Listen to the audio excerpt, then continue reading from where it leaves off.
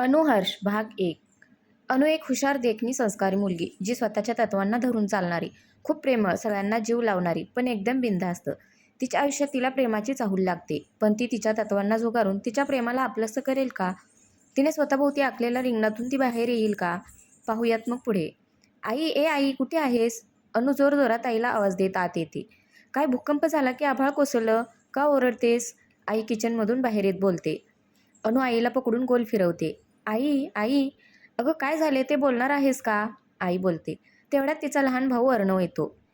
ए डेंबो, वेडीबिडी झालीस की काय? ए बेडका, तू गप्प राहा हा. अरे दोघं गप्प बसा. आधी काय झाले ते सांगतेस का?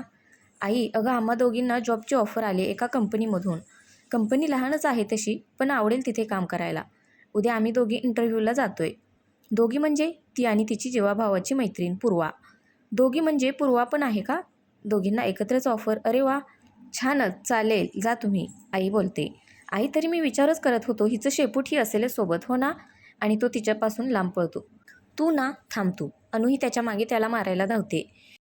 ती माझी बेस्टी आहे, माझा जीव आहे ती, कळलं? आम्ही एकत्रच असू, कुठेही असलो तरी. तो पळून पळून दमतो आणि बसतो. हो कळलं, पण नवरा एकच नका करू म्हणजे झालं. ती त्याच्या पाठीत धपाटा घालत, हो करू आम्ही, तुला काय करायचंय बेडका? तू जा, गप्प तुझा अभ्यास कर जा. ए आई, ही बघ, हिचं काही खरं नाही हां. तुम्ही दोघं शांत राहता का आता? आई बोलते. अर्णव तिचे केस ओढून त्याच्या रूममध्ये जातो. अनु त्याच्यावर वैतागते. आई सांग ना याला. आई, अगं आज आम्ही दोघी जरा शॉपिंगला जाणार आहोत संध्याकाळी. किचनमधून आवाज देते आई. ठीक आहे, जा पण लवकर घरी ये. संध्याकाळी अनु आणि पूर्वा दोघी शॉपिंगला जातात. बाजारातून थोडीशी शॉपिंग करून घेतात. ए अनु, चल काहीतरी खाऊयात, मला भूक लागले, पूर्वा बोलते. हो चल. स्कूटी पार्क करून त्या एका रेस्टॉरंटमध्ये जातात. थोडंफार खाऊन कॉफी घेऊन बाहेर येतात. अनुला फोन आला म्हणून ती थोडं लांब जाऊन बोलत उभी होती. तोपर्यंत पूर्वा स्कूटी काढायला जाते. स्कूटी एका बुलेटच्या बाजूला पार्क असते. बुलेट आणि स्कूटीमध्ये फार कमी अंतर होतं. पूर्वा तिथे येते आणि बुलेटवरून हात फिरवते. त्या बुलेटच्या मिररमधून थोडे केस वगैरे नीट करते.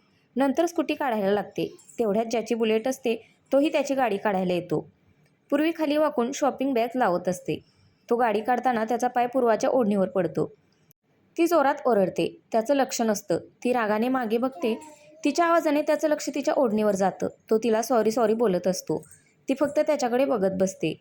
तो तिला परत सॉरी बोलतो. तशी ती भानावर येते आणि त्याला इट्स ओके म्हणते.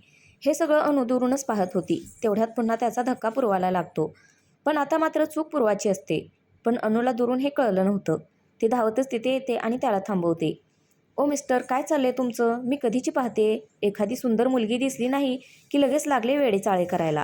पूर्वा तिला थांबवण्याचा प्रयत्न करत होती. अगं ये बाई, थांब एक तरी माझं. पण थांबेल ती अनु कुठली? पूर्वाने डोक्यावर हात मारला. ए देवा, ही मुलगी ना.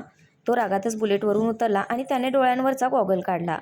तीही त्याच्याकडेच पाहत होती. तशी त्यांची नजरानजर झाली. काही क्षण दोघे एकमेकांच्या नजरेत हरवले. पण काही क्षण लगेच भानावर येत तो म्हणाला, ओ मिस, तोंड सांभाळून बोला. काय तोंड सांभाळून? तुम्ही वागताना वागता का सांभाळून? म्हणे तोंड सांभाळून बोला. मुली दिसल्या नाही की लगेच चालू. ओ मिस, असं काय केले मी जरा सांगाल का? तुम्ही मुद्दाम माझ्या मैत्रिणीला धक्का दिलात आणि तिला स्पर्श करण्याचा प्रयत्न केलात. हो का? मग तुमची मैत्रीण तर काहीच बोलत नाही. तिला आवडला वाटतं माझा धक्का आणि मीही. तुम्हाला का त्रास होतोय? आता अनुला जास्तच राग आला आणि तिने हे यू बोलत त्याच्या कानाखाली मारायला हात उचलला. तो हात त्याने तसाच धरला आणि ओ मिस, आधी काय झाले ते नीट विचारा तुमच्या मैत्रिणीला, मग हात उचला. ती तशीच हाताकडे आणि त्याच्याकडे बघत राहते. तो तिचा हात जोरात झटकतो. तशी ती भानावर येते. तो क्षणात गॉगल डोळ्यांवर चढवतो आणि निघतो. ती यू करत त्याच्या मागे जाते. तशी पूर्वा तिला मागून तिच्या कमरेत हात घालून तिला ओढते. अगं ये माझी झाशीची राणी, थांब थांब, शांत हो जरा. माझं ऐकून तर घे. काय ऐकून घे? माझ्या आधी तूच त्या मूर्खाच्या कानाखाली आवाज काढायला हवा होतास. अगं हो हो, पण त्याने काय केलंच नाही तर मी त्याला विनाकारण का मारू? म्हणजे म्हणजे तेच तर तुला सांगत होते ना. पण तू. अगं, थोड्या वेळापूर्वीचा प्रसंग. तो गाडी काढणारच होता की पूर्वीचा पाय तिच्या ओढणीवर पडतो आणि तिला स्वतःला सांभाळता नाही येत आणि ती पडणारच तेवढ्यात तो तिला सांभाळतो. अहो मिस, थोडं सांभाळून, सावकाश आणि गोड स्माईल देतो. तशी सावरून पूर्वा थँक्स बोलते. तो काही हरकत नाही, काळजी घ्या म्हणतो. काय? मग तू हे मला आधी का नाही सांगितलंस? अनु बोलते. हो का? मॅडम, मी किती प्रयत्न केले तुला सांगण्याचे, पण तू माझं काहीच नाही ऐकता लगेच तलवार काढून गेलीस त्याच्या अंगावर धावून. सॉरी सॉरी यार, अनु बोलते. मला नको सॉरी बोलूस, त्याला बोल. हो ना यार, मला त्याला सॉरी बोलावं लागेल. पण तो कुठे भेटेल आता? शिट यार, मी पण ना. काय करू? राग आला की मग मी. अनु, आधी मला विचारायचं तरी होतंस. तुला किती वेळा सांगितलंय काही विचार न करता लगेच रिॲक्ट नको होत जाऊस. आधी समोरच्याचं ऐकून घेत जा. पूर्वा बोलते. अगं सॉरी ना. आता जाऊ दे ना, तुला माहीत आहे ना. हो जाऊ दे. चल पाणीपुरी खाऊयात का? नाही गं, नको, मूड नाही. अच्छा ठीक आहे, चल नेहमीच्या जागी तरी जायचं का? हो ठीक आहे, चल जाऊ. दोघी बागेत जाऊन त्यांच्या नेहमीच्या ठिकाणी बसतात. पूर्वा उद्याच्या इंटरव्ह्यूबद्दल बोलत असते, पण अनुचं लक्षच नसतं. पूर्वा बोलत असते, अनु काहीच बोलत नाही म्हणून तिच्याकडे पाहते तर ती कुठेतरी हरवलेली असते. पूर्वा तिला आवाज देऊन, अनु काय झालं?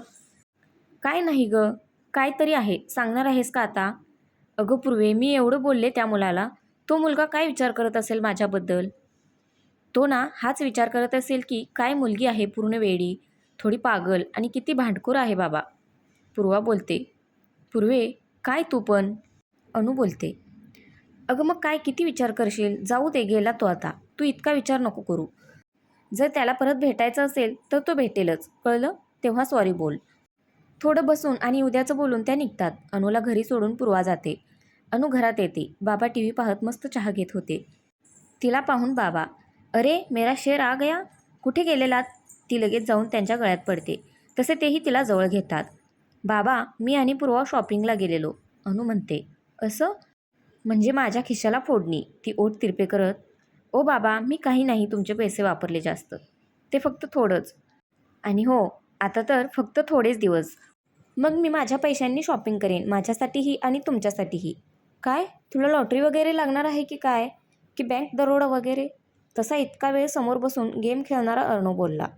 हो बाबा, ही गुंडी तेच करेल असं आपल्याला वाटत असलं तरी मॅडमला जॉबची ऑफर आली.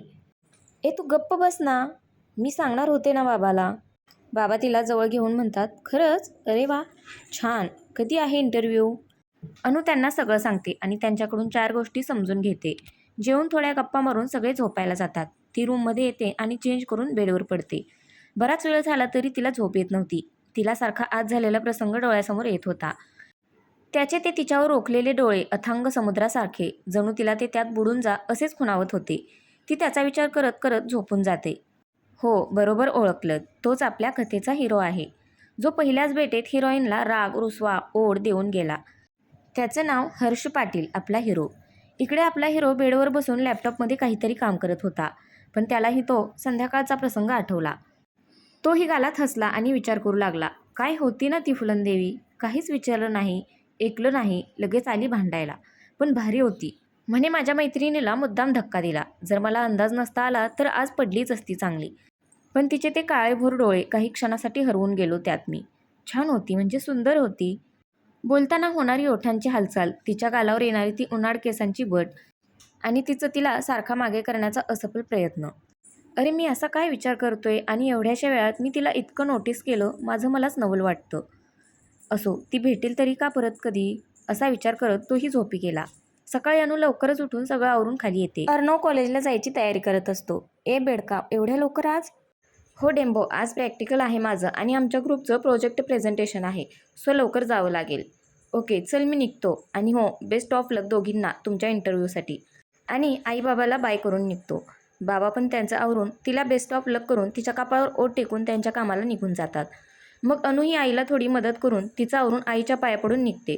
बाहेर पूर्वा तिची वाटच पाहत असते. लगेच त्या दोघी निघतात. कंपनी जास्त दूर नसते म्हणून त्या स्कूटीवरच ऑफिसला जातात. त्या दोघी पोचतात. कंपनी तशी लहानच असते, नुकतीच हळूहळू नावारूपाला येत असते. थोड्याच दिवसात चांगलं नाव कमावलेलं असतं. या दोघी आत येतात.